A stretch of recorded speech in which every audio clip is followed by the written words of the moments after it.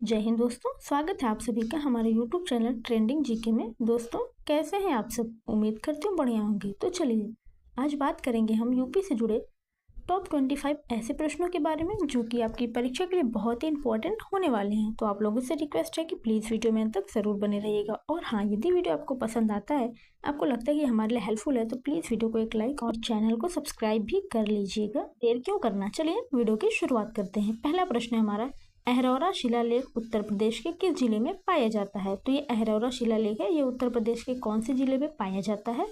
वाराणसी में, इलाहाबाद में, अयोध्या में या गोरखपुर में? तो याद रखना अहरौरा शिलालेख जो है ये पाया जाता है वाराणसी में। तो ऑप्शन नंबर हमारा ए करेक्ट हो जाएगा। अगला प्रश्न हमारा, उत्तर प्रदेश के सारनाथ यानी वाराणसी नामक स्थान पर किस सम्राट का अति महत्वपूर्ण स्तंभ लेख स्थित है?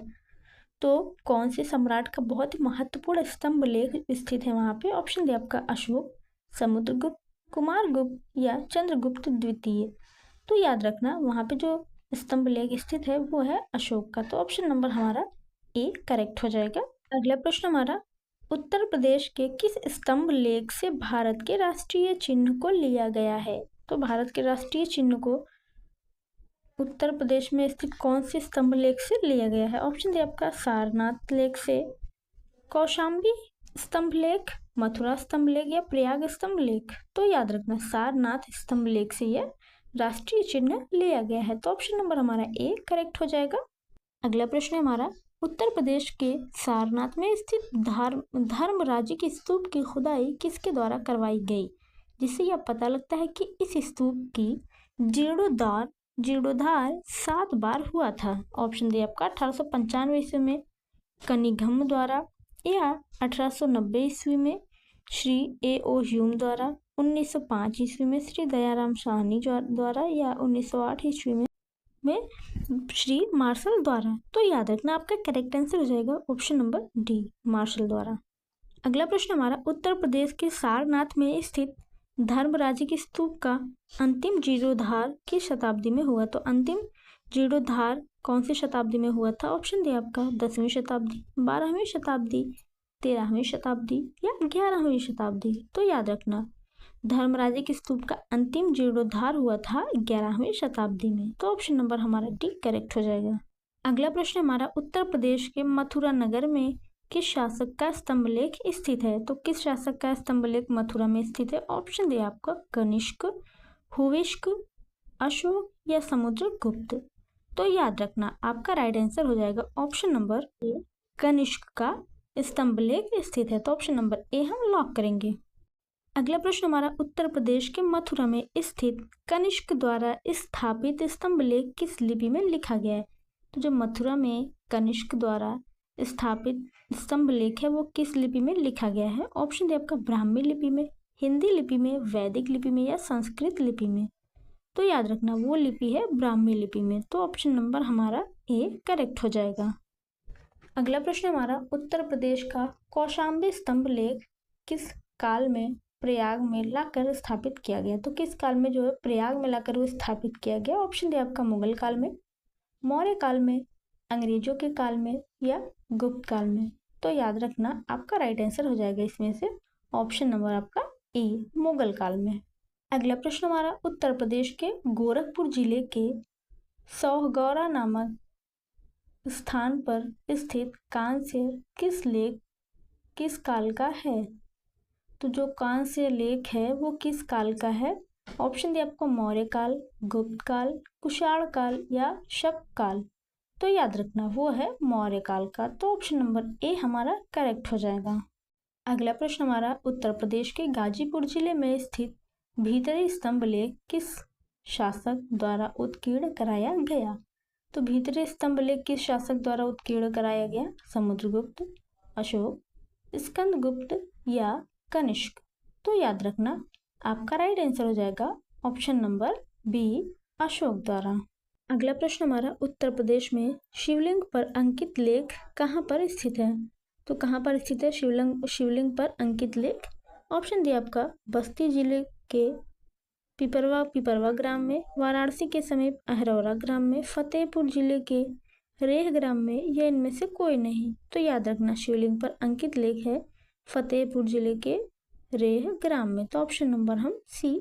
अगला प्रश्न हमारा, प्राचीन कपिलवस्तु पिपराहवा ही था, यह जानकारी प्रदेश के किस लेख द्वारा होती है? तो प्राचीन कपिलवस्तु पिपराहवा ही था, यह जानकारी प्रदेश के किस लेख द्वारा प्राप्त होती है? ऑप्शन दिया आपका शिवलिंग शिलालेख से, जिला फतेहपुर, अयोध्या शिलालेख से, अहरौरा शिलालेख से, जिला वाराणसी, या पिपराहवा के धातु लेख से, जिला बस्ती। तो ऑप्शन नंबर हमारा डी करेक्ट हो जाएगा। अगला प्रश्न है हमारा, उत्तर प्रदेश में आगरा के लाल किले के द्वारा किस राजपूत घुड़सवार की प्रतिमा बनी हुई है? तो कौन से राजपूत घुड़सवार की प्रतिमा बनी है उत्तर प्रदेश में आगरा के लाल किले के द्वार पर? तो ऑप्शन नंबर आपका बी करेक्ट हो जाएगा, अमर सिंह राठौर की। तो ऑप्शन नंबर बी हम लॉक करेंगे।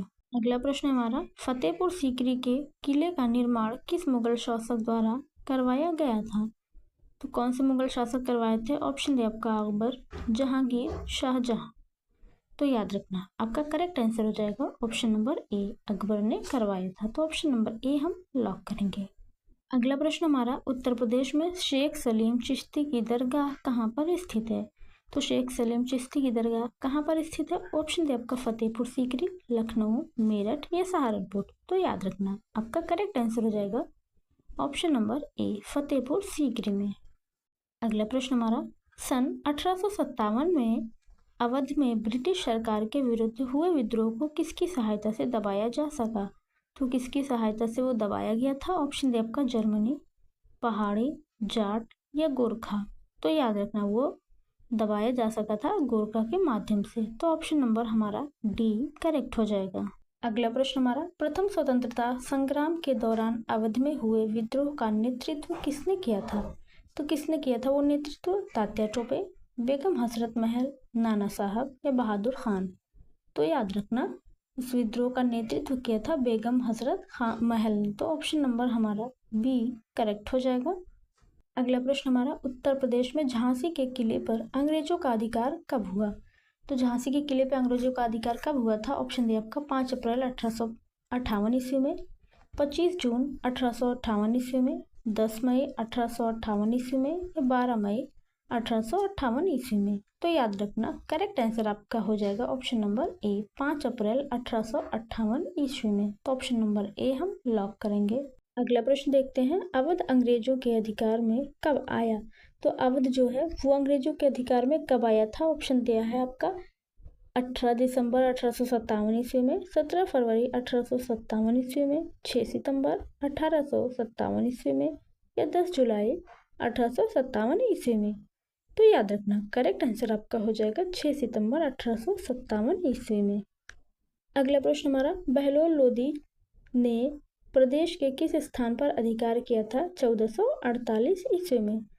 ऑप्शन दे आपका कालीजर में, जौनपुर, मथुरा या आगरा। तो याद रखना बहलोल लोदी ने 1448 ईस्वी में प्रदेश के जौनपुर पर अधिकार किया था। तो ऑप्शन नंबर बी हमारा करेक्ट हो जाएगा। अगला प्रश्न हमारा, ईस्ट इंडिया कंपनी ने 20 मार्च 1772 ईस्वी में प्रदेश का कौन सा बड़ा किला हथियाया था?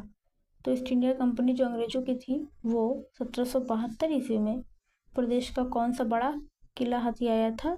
ऑप्शन दे आपका इलाहाबाद का किला, चुनार दुर्ग, जौनपुर का किला या इनमें से कोई नहीं। तो याद रखना वो किला था चुनार दुर्ग। तो ऑप्शन नंबर बी हमारा करेक्ट हो जाएगा। अगला प्रश्न हमारा, निम्नलिखित में से कौन सा व्यक्ति अलीगढ़ आंदोलन से संबंधित था?